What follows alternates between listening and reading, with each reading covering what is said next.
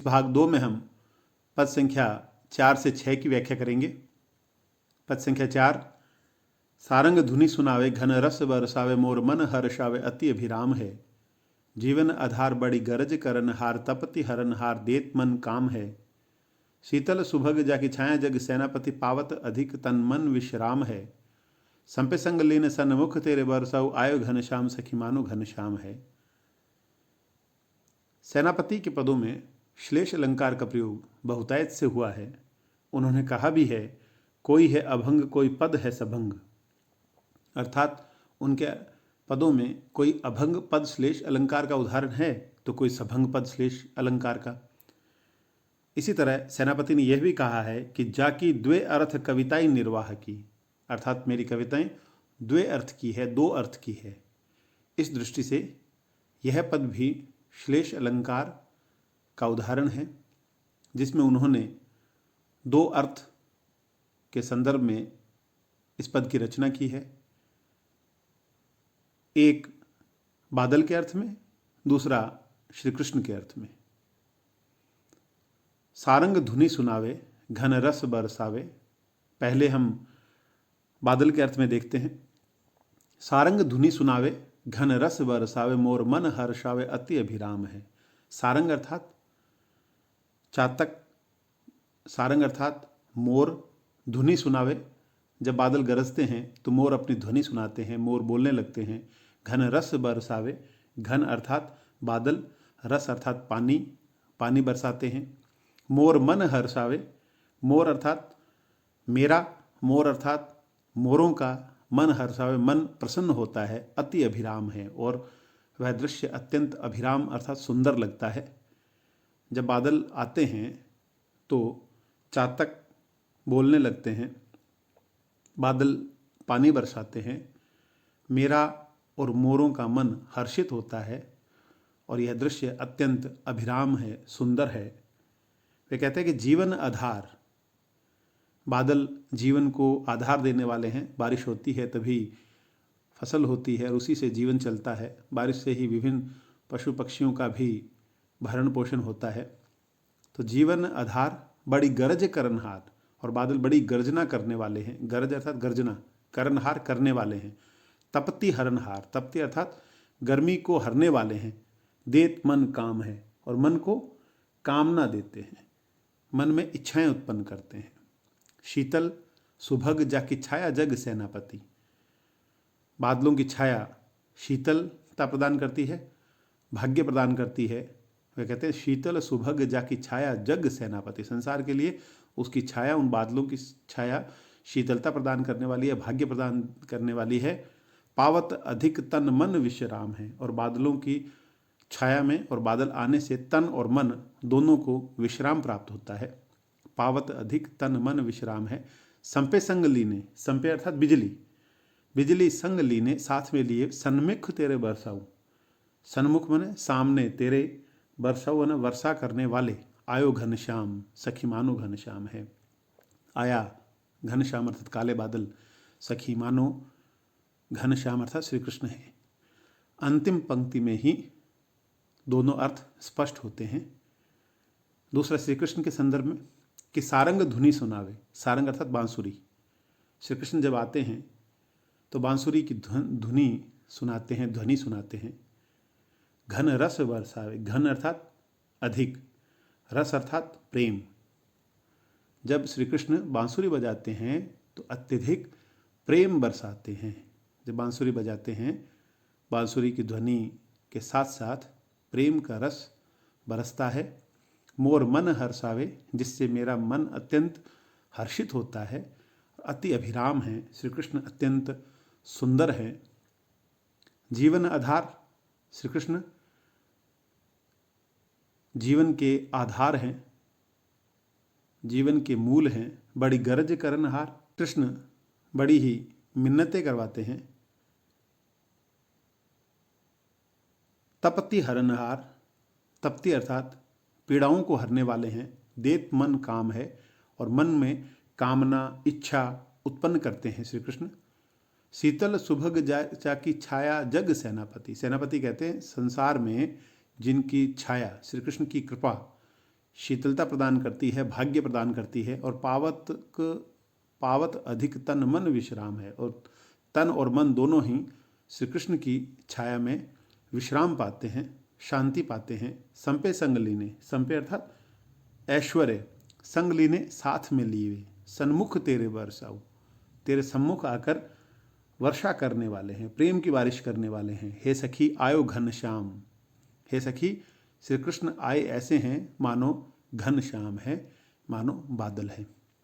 इस प्रकार इस पद में श्लेष अलंकार है, जिसके तहत दो संदर्भों में, दो अर्थों में यह पद स्पष्ट होता है। एक घनश्याम अर्थात बादल, काले बादल, दूसरा घनश्याम अर्थात श्री कृष्ण। सारंग के दो अर्थ हुए, एक चातक और बांसुरी। रस के दो अर्थ हुए, प्रेम और पानी। गर्ज करनहार के दो अर्थ हैं, गर्जना करने वाले और मिन्नत कराने वाले। इसी प्रकार संपे के दो अर्थ हैं, बिजली और ऐश्वर्य। इस प्रकार इस पद के दो अर्थ हैं। समग्र रूप से देखा जाए तो यह भी कहा जा सकता है कि हे सखी, एक सखी अपने सखी से कहती है, हे सखी श्री कृष्ण ऐसे आते हैं जैसे काले बादल आए हैं। सारंग धुनी सुना, बांसुरी की ध्वनि उसी प्रकार सुनाते हैं जिस प्रकार चातक पक्षी बोलते हैं। घन रस बरसावे, बहुत सारा प्रेम बरसाते हैं जिस प्रकार बादल बारिश करते हैं। मोर मन हर्षावे, मेरा मन हर्षित करते हैं जिस प्रकार मोरों का मन हर्षित होता है। अत्यंत अभिराम है, श्री कृष्ण अत्यंत अभिराम है जिस प्रकार बादल अत्यंत अभिराम होते हैं। जिस प्रकार बादल जीवन के आधार हैं, श्री कृष्ण जीवन के आधार हैं। और बादल जिस प्रकार बड़ी गर्जना करते हैं, श्री कृष्ण मिन्नतें करते हैं, करवाते हैं। जिस प्रकार बादल पृथ्वी की गर्मी को, ताप को हरते हैं, उसी प्रकार श्री कृष्ण हमारी पीड़ाओं को हरते हैं और मन में कामना उत्पन्न करते हैं, इच्छा उत्पन्न करते हैं। बादलों की छाया जिस प्रकार गर्मी से शीतलता प्रदान करती है, उसी प्रकार श्री कृष्ण की छाया शीतल है, भाग्यवर्धक है। और जहाँ जिनकी छाया में आने पर तन और मन दोनों विश्राम पाते हैं। संपे संग लीने, जिस प्रकार बादल बिजली को साथ मिलाते हैं, उस प्रकार श्री कृष्ण के साथ ऐश्वर्य आता है। और जैसे बादल बरसते हैं उसी प्रकार श्री कृष्ण प्रेम की वर्षा करते हैं। तो हे सखी, श्री कृष्ण ऐसे आ रहे हैं जैसे बादल आ रहे हैं। पद संख्या 5। लाहसो लसति नग सोहत सिंगार हार, छाया सोन जरद जूही की अति प्यारी है। जाकी रमणीय रोष बाल है रसाल, बनी रूप माधुरी अनूप रंभव निवारी है। जाती है सरस सेनापति बन माली जाही, सींचे घन रस फूल भरी में निहारी है। शोभा सब जोबन की निधि है, मृदुलता की राजे नव नारी मानो मदन की वारी है। इस पद में भी सेनापति ने श्लेष अलंकार का प्रयोग किया है। यह पद भी दो संदर्भों में देखा जा सकता है। एक नवनारी अर्थात युवती के संदर्भ में, दूसरा मदन की बारी अर्थात वाटिका, मदन की वाटिका के संदर्भ में। युवती के संदर्भ में लाहसो लसती, लाह अर्थात कांति, लाह अर्थात लाख, लाख सो लसती नग सोहत सिंगार हार। उस नायिका का हार जो है, जिससे वो श्रृंगारित है, जिससे वो उसने श्रृंगार कर रखा है, वो नगों से, नगीनों से सुशोभित है। लाहसो लसती नग, नग अर्थात नगीने। सोहत सिंगार हार, उसका हार सुशोभित हो रहा है। और छाया सोन जरद जूही की अति प्यारी है। उस नायिका के शरीर की छाया सोन अर्थात सोने जैसी है, जरद अर्थात पीले, जूही की अति प्यारी है। सोन जूही या सोने के जैसी उसकी छाया है जो अत्यंत प्यारी है। जाकी रमणीय रोष बाल है रसाल बनी, जाकी मैंने जिसकी, रमणीय मैंने सुंदर, रोष अर्थात चाल, बाल है रसाल बनी, रसाल अर्थात मनोहर बनी हुई है, उसकी चाल मनोहर है। और रूप माधुरी अनूप, उसकी रूप माधुरी अनूप अर्थात अनुपम है, अनुपम रूप है उसका। रंभाऊ निवारी है, रंभाऊ अर्थात रंभा जो अप्सरा है वो भी निवारी अर्थात न्योछावर जाती है उस पर। उस युवती के सौंदर्य के आगे रंभा भी न्योछावर है। जाति है सरस, वह उत्तम जाति अर्थात नस्ल की है। सेनापति वन माली जाहि सींचे घन रस, वनवाली अर्थात श्री कृष्ण, जाहि सींचे घन रस, जिसको घन अर्थात अत्यधिक, रस अर्थात प्रेम से सींचते हैं। फूल भरी में निहारी है, सेनापति कह रहे हैं मैंने उसे फूल भरी अर्थात प्रसन्नता से भरी में निहारी है, मैंने देखा है। शोभा सब यौवन की, वो यौवन की शोभा है, यौवन की समस्त प्रकार की शोभाएं उसमें विद्यमान है। निधि है मृदुलता की, निधि अर्थात खजाना है, मृदुलता अर्थात कोमलता, वह कोमलता का खजाना है। और राजे नव नारी, राजे अर्थात सुशोभित होती है, नव नारी वह नव युवती सुशोभित हो रही है, मानो मदन की बारी है, मानो कामदेव की वाटिका हो, अर्थात वह अत्यंत सुंदर है। मदन की वारी अर्थात वाटिका के अर्थ में, वाटिका के अर्थ में इस पद का अर्थ यह होगा कि लाह सोलसती, लाह अर्थात कांति से सुशोभित, नग सोहत सिंगार हार, हार सिंगार नगीने जैसे सुशोभित हो रहे हैं। उस वाटिका में हार सिंगार के जो वृक्ष हैं वो सुशोभित हो रहे हैं। और छाया सोन जरद जूही की अति प्यारी है, सोन जूही की जो छाया है वह अत्यंत प्यारी है। वह वाटिका सोन जूही की छाया से सुशोभित है।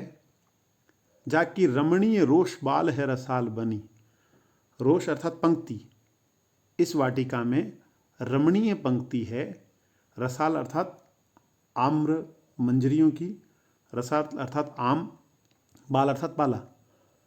तो उस वाटिका में आम्र मंजरियों की या आम की जो बालियां हैं उनकी सुंदर पंक्ति सुशोभित है। और रूप माधुरी अनूप, और वाटिका अत्यंत सुंदर है।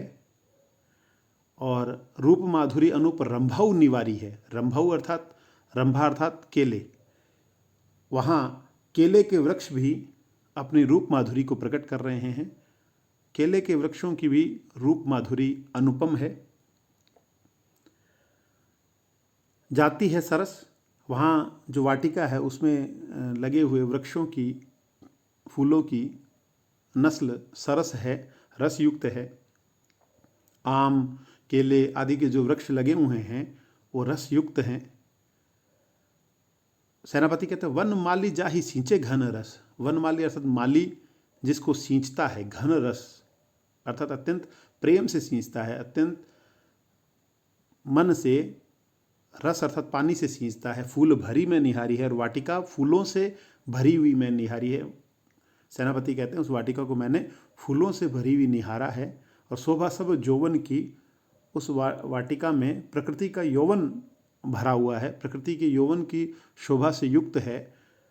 वहाँ नए नए वृक्ष लगे हुए हैं, निधि है मृदुलता की, और वहाँ कोमलता का खजाना है। और राजे नव नारी मानो मदन की वारी है, और इस प्रकार वह मदन की वारी, मदन की वाटिका वहाँ सुशोभित हो रही है। इस प्रकार इस पद में श्लेष अलंकार का प्रयोग हुआ है, जहाँ इस पद का दो संदर्भों में अर्थ होता है।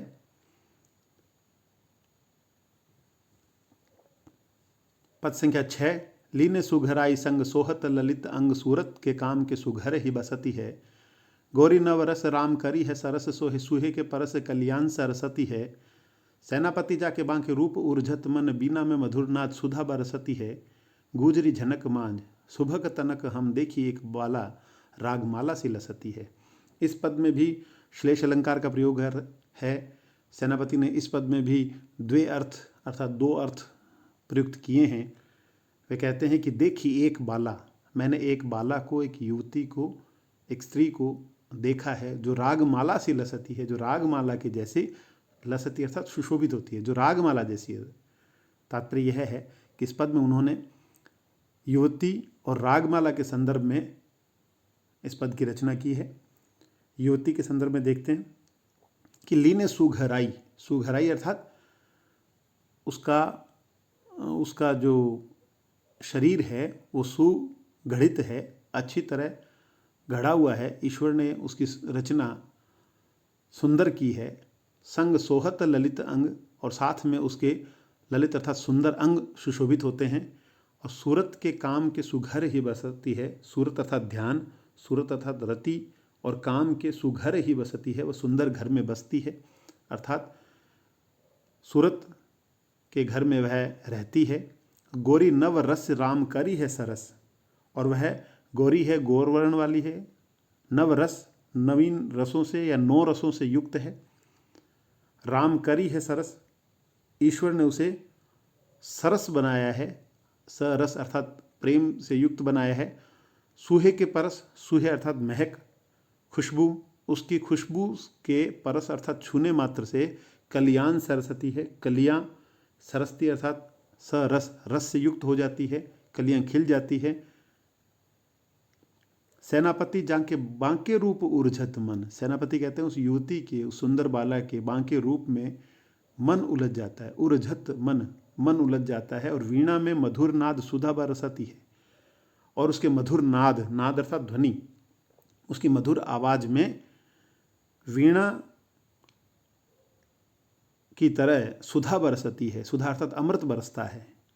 वीणा की तरह अमृत बरसता है। जब वह बोलती है तो उसके नाद में, उसके ध्वनि में वीणा के समान सुधा बरसती है। गुजरी झनक मांझ, और उसने जो गुजरी आभूषण पहन रखा है एक, उसकी झनक में, उस आभूषण की झनक में सुभग तनक हम तनक मन थोड़ा सा, सुभग मन भाग्यशाली हो जाते हैं, भाग्यवान हो जाते। देखिए एक बाला रागमाला से लसती है। मैंने एक बाला को देखा जो रागमाला के समान सुशोभित होती है। रागमाला के अर्थ में अगर इस पद का अर्थ देखा जाए तो सेनापति कहते हैं कि लीने सुघराई, रागमाला ने, जिस रागमाला की रचना किसी संगीतज्ञ ने की है, तो इस रागमाला ने लीने सुघराई, इसने सुघराई ले रखी है। सुघराई अर्थात इसकी निर्मिति सुंदर ढंग से हुई है, अच्छी तरह से हुई है। संग सोहत ललित अंग, और साथ में ललित अंगों से सुशोभित है। ललित अंग से सुशोभित होने का तात्पर्य ललित राग से सुशोभित है। लीने सुघराई का तात्पर्य यह है कि जिस प्रकार संगीत में आरोह अवरोह की जो रेखाएं होती है, उतार चढ़ाव जो होता है, लय जो होती है, उस दृष्टि से इस रागमाला ने सुघराई ले रखी है। जहाँ लय, जहाँ गुरु लघु होना चाहिए वहाँ गुरु लघु है। इस दृष्टि से वह सुघराई से युक्त है। संग सोहत ललित अंग, साथ में सुंदर ललित अंग, ललित राग से सुशोभित है। सूरत के काम के सुघर ही बसती है, और वह सूरत अर्थात ध्यान, सुघर अर्थात निश्चित पद में, वो ध्यान के और काम के निश्चित पद में ही रहती है। अर्थात जैसा रागमाला का निश्चित क्रम है उसी के अनुसार वह रहती है। और गोरी नव रस राम करी है सरस, गोरी राग और रामकली राग में सरस मन रसयुक्त सुशोभित हो रही है। उस रागमाला में गोरी रस है जो 9 रसों से युक्त है, और रामकली है जो सरस सोहे। रामकली राग जो है वो भी विद्यमान है उसमें, वो भी सोहे मने सुशोभित हो रहा है। इस रागमाला में गोरी रस है, नवरस 9 रस है, और रामकली जो राग है सरस सोहे, वो भी रस युक्त सुशोभित हो रहा है। और सूहे के परस, सुहा एक राग होता है, उसके स्पर्श मात्र से कल्याण सरस्वती है। कल्याण अर्थात कलियाँ खिल जाती है। वहीं कल्याण सरस्वती का दूसरा तात्पर्य कल्याण नामक रागनी भी माना जा सकता है कि सुहा राग और कल्याण राग दोनों से यह रागमाला सरस्वती है अर्थात सुशोभित होती है। सेनापति जाके बांके रूप ऊर्झत मन, इस रागमाला के बंकिम सौंदर्य से, बांके रूप से मन उलझ जाता है।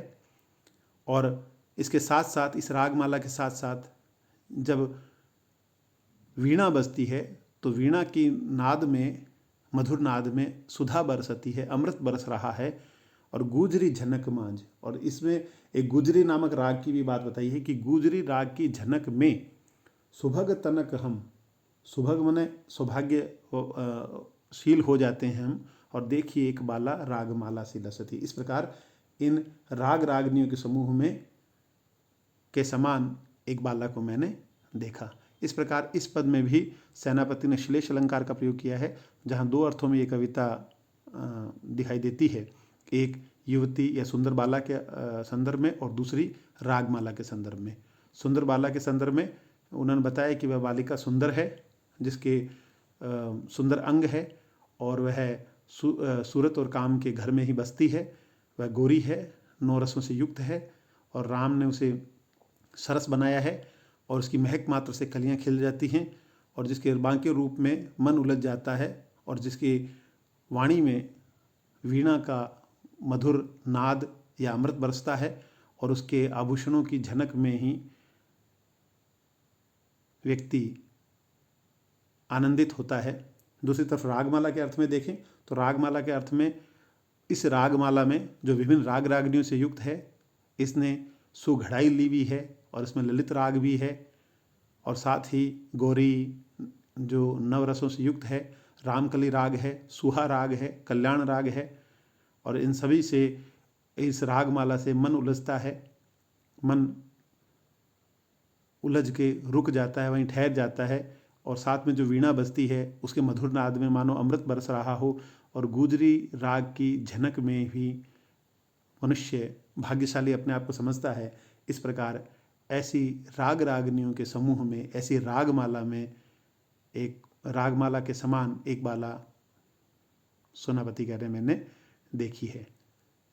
इस प्रकार इन पदों में सेनापति ने श्लेष अलंकार का प्रयोग किया है और दो अर्थ में कविता कही है। धन्यवाद।